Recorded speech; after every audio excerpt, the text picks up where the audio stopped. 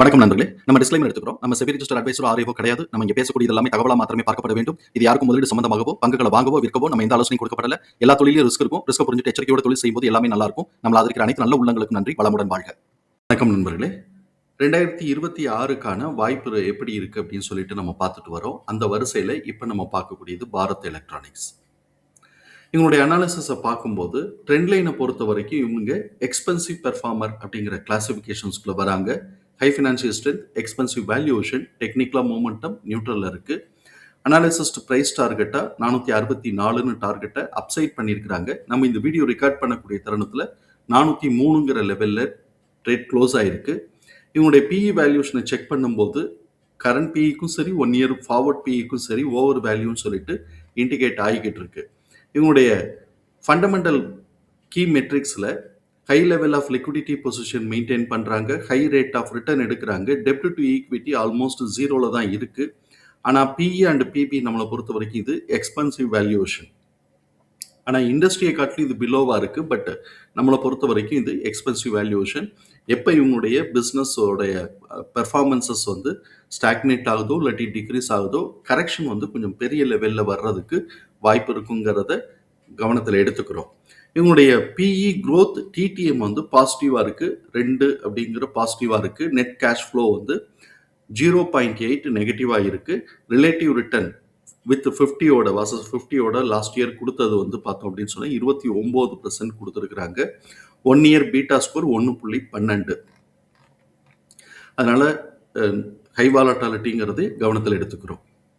Trend லைனில் participate பண்ணக்கூடிய அனாலிசிஸ்டோடைய forecast எப்படி இருக்குன்னு பார்க்குறோம்.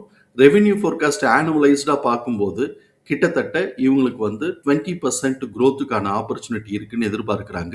அதே இது இபிஎஸ் உடைய ஃபோர்காஸ்ட் ஆனுவலைஸ்டாக 14.4% இருக்கு அப்படின்னு சொல்லிட்டு க்ரோத்துக்கான ஆப்பர்ச்சுனிட்டி இருக்கு அப்படின்னு சொல்லிட்டு அவங்க எதிர்பார்க்குறாங்க.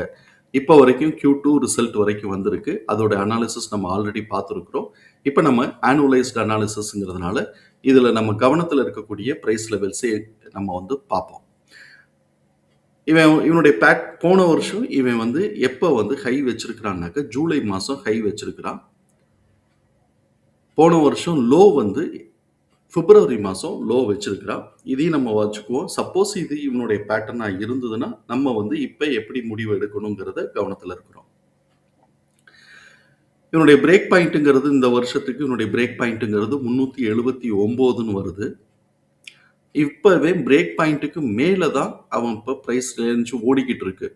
இது ஒரு ஸ்ட்ராங் அப்சைட் மூவ்மெண்ட் கொடுத்தது அப்படின்னு சொன்னால் நம்ம கவனத்தில் இருக்கக்கூடிய ப்ரைஸ் ரேஞ்சுங்கிறது 465லேருந்து 518. அதை உடச்சி போகும்போது 553லேருந்து 575.